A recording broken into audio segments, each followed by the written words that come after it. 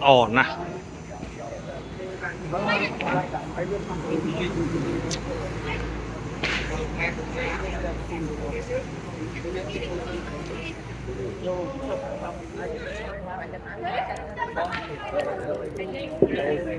Đi tục tục tính không gì coi cái nào ngoài mì lăng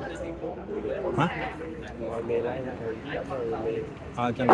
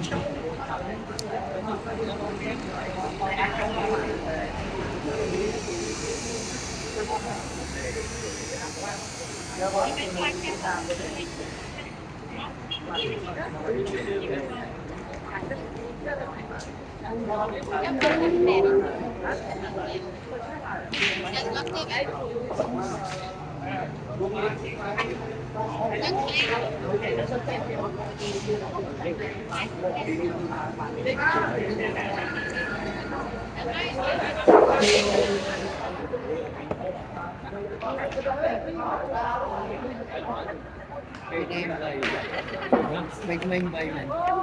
đây không mày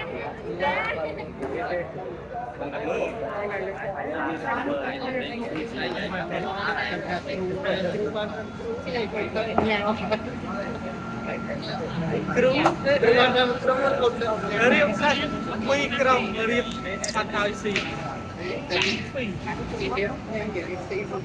mà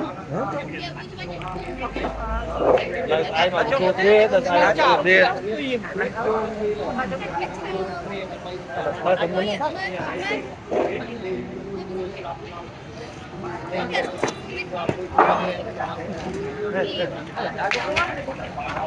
đó nè bật sôn sôn ốc muối chứ ốc muối mà à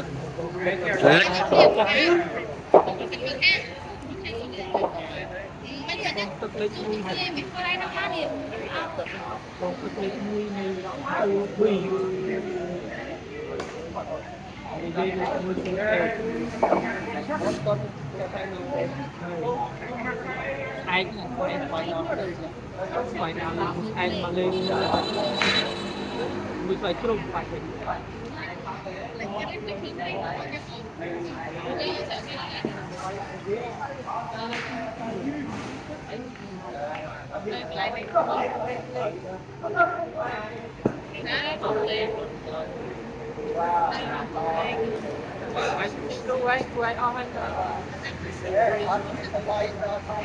không ừ bàn mà si